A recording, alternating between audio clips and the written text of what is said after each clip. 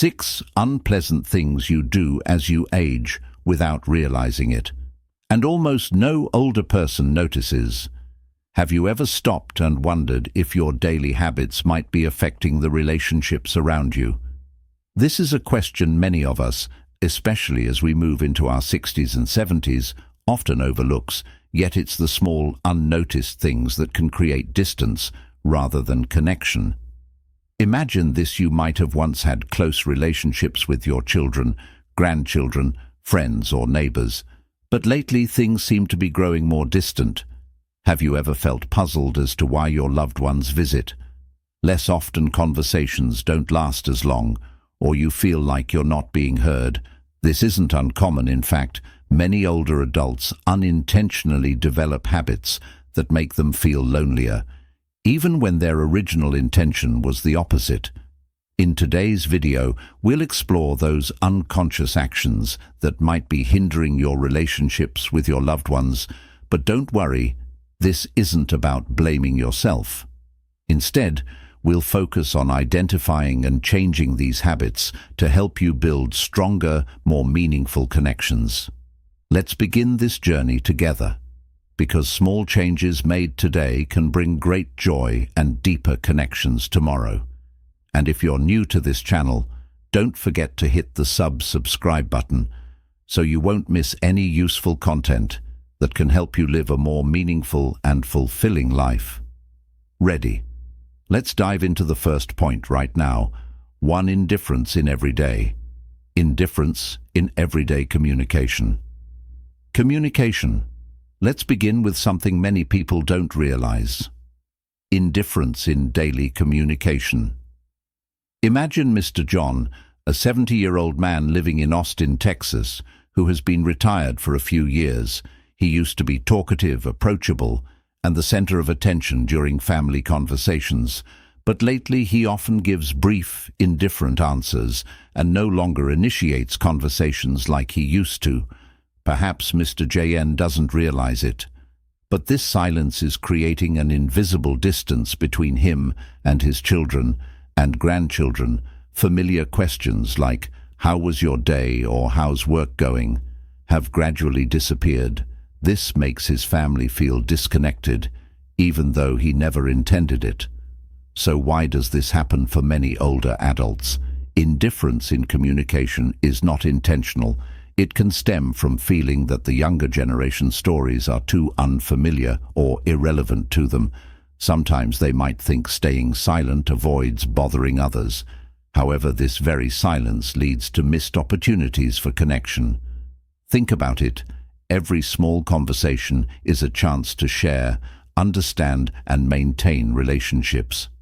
Mr. JN realized this when his grandson Ethan said to him for the first time, "Grandpa, why don't you ask me about my day anymore?"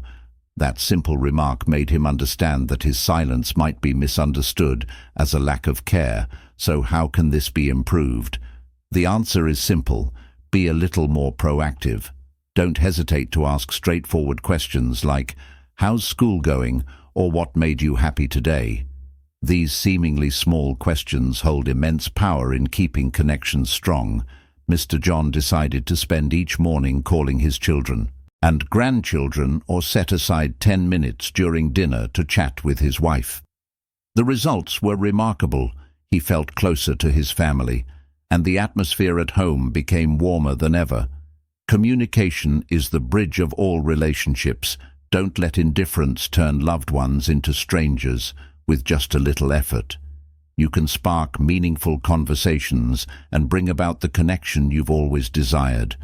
2. Constant complaining about everything. Let's move on to another habit that many older adults unintentionally fall into: constant complaining about everything. This time, let's talk about Mrs. Margaret, a 74-year-old retired teacher from Boston. Mrs. Margaret was always known in her family for being outspoken and unafraid to share her opinions. However, over time, her comments seemed to turn into a string of non-stop complaints. Imagine this: at every family gathering, Mrs. Margaret always had something to complain about, from the weather being too hot, The complications of politics to how she couldn't understand why her grandson loved modern smartphones so much. At first, her family laughed it off, saying, "That's just Mrs. Margaret. She's always been like that." But gradually, they started feeling drained and distant.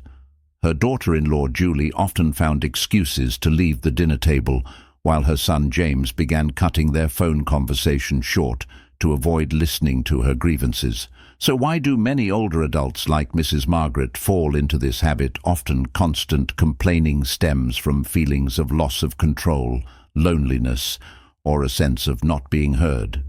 In Mrs. Margaret's case, she felt like her wasn't paying as much attention to her as they used to, and complaining became her way of asserting her presence.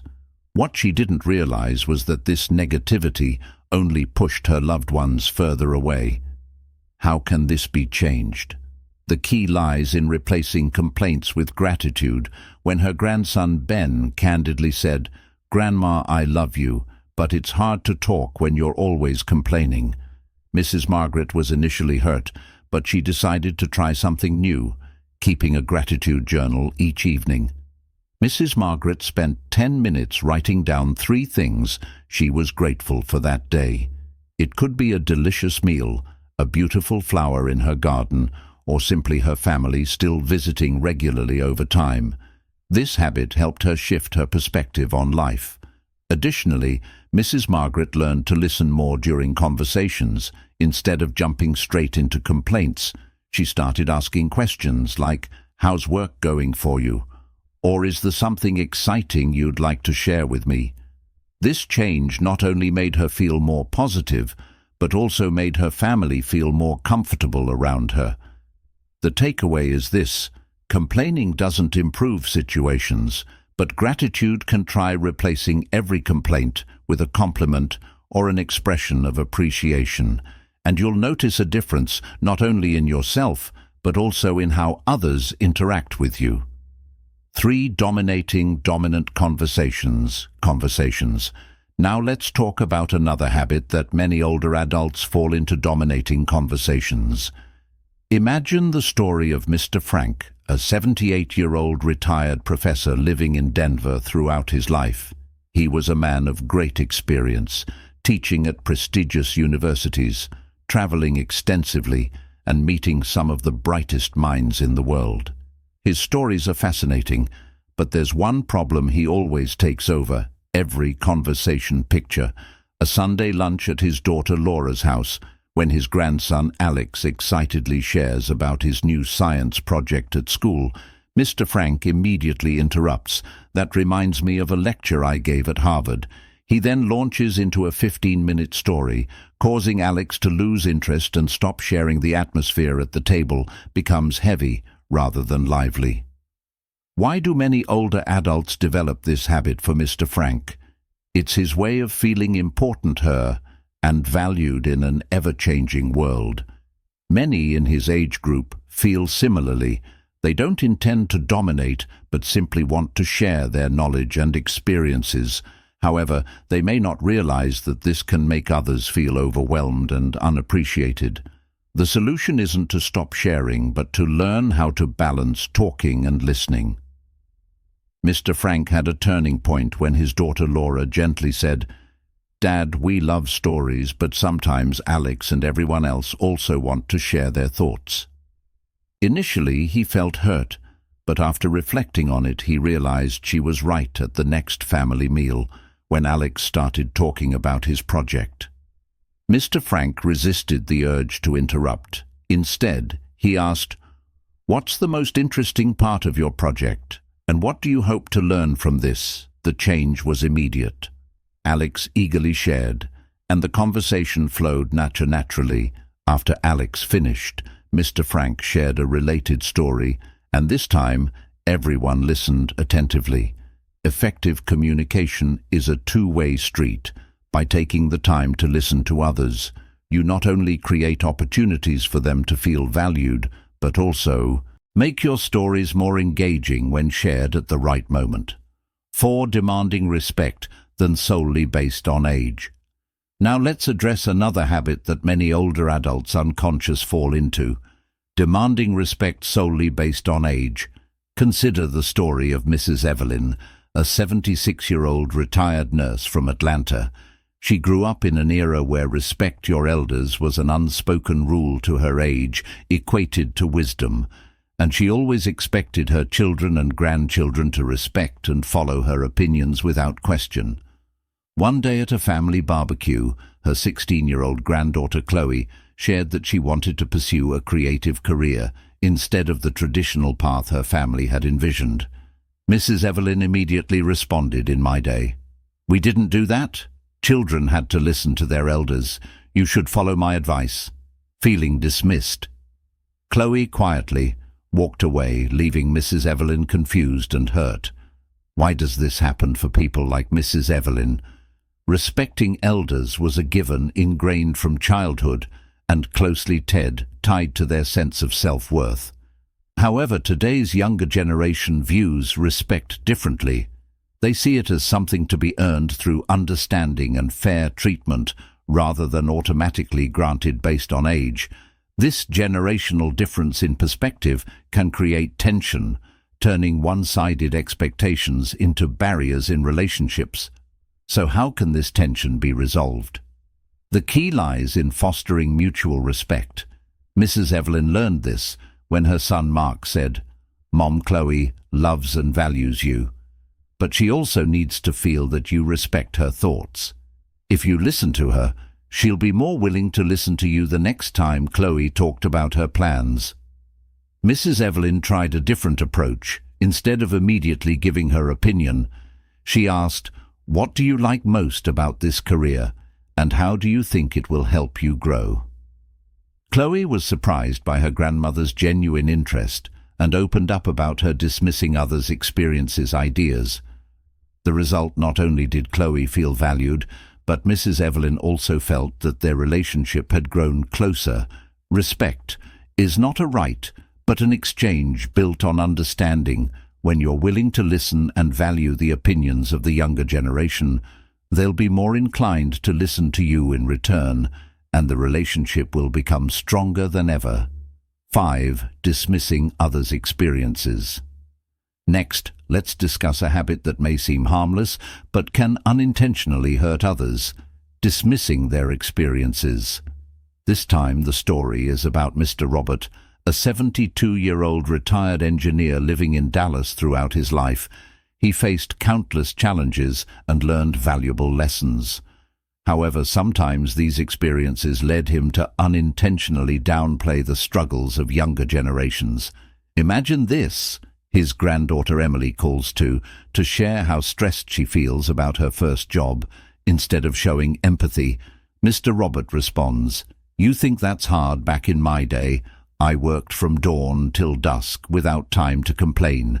Emily falls silent, feeling as though her feelings aren't validated, and she no longer feels comfortable opening up to him. Why does this happen for people like Mr. Robert? Their intention isn't to hurt others. They believe that by comparing struggles, they're helping young people see that things aren't as bad as they think. However, this approach often backfires, making the listener feel dismissed and misunderstood. The solution lies in learning to acknowledge and empathize with others. Experiences. The turning point for Mr. Robert came when he noticed Emily no longer called as often. When he asked his daughter Lisa about it, she explained, "Dad, Emily feels like you don't listen to her. She wants your support, but instead, she feels like her feelings don't matter to you." The next time Emily talked about challenges at work, Mr. Robert tried a different approach. Instead of comparing her struggles to his own, he said, "I can see you're feeling overwhelmed. Is there any way I can help you?" That simple sentence opened the door to an honest conversation where Emily felt respected and heard every emotion deserves to be validated. When you listen without judgment or comparison, you create a safe space for others to open up. This not only helps you understand them better, but also deepens your relationship with them. 6. Criticizing the lifestyle of younger generations. Finally, let's talk about another common habit: Many older adults may not realize they have criticizing the lifestyle of younger generations. Imagine the story of Mrs. Linda, a 73-year-old living in San Francisco. She cares deeply about her family and wants the best for her children and grandchildren. However, her concern often manifests as negative comments, especially about how younger generations use technology or embrace modern lifestyles. Picture a family dinner when she sees her grandson, Ethan, scrolling on his phone during the meal. Mrs. Linda remarks, "You're always glued to that phone. Back in my day, we lived just fine without technology." Ethan, feeling criticized, responds curtly, "I'm looking up materials for my school project." The atmosphere at the table becomes tense, and Ethan spends the rest of the meal in silence, leaving Mrs. Linda feeling disappointed. Why does this happen for people like Mrs. Linda? Criticism often stems from love and a desire to protect younger generations from mistakes. However, younger people often perceive this differently, as a lack of understanding and judgment. How can this be improved? The answer lies in curiosity and a willingness to learn. When Mrs. Linda's daughter Sarah talked to her, she said, "Mom, Ethan isn't intentionally ignoring the family. He's just working in his own way if you ask him. Instead of criticizing, he'll be more willing to share." Mrs. Linda realized she needed to approach things differently. The next time Ethan was on his phone during dinner, Mrs. Linda tried a new approach. She asked, "What interesting thing are you learning from your phone? I'd love to know more." Ethan, surprised but pleased, shared about a programming app he was using. The conversation became lively, and Mrs. Linda felt truly connected to her grandson. No one likes being criticized, but everyone enjoys sharing instead of judging.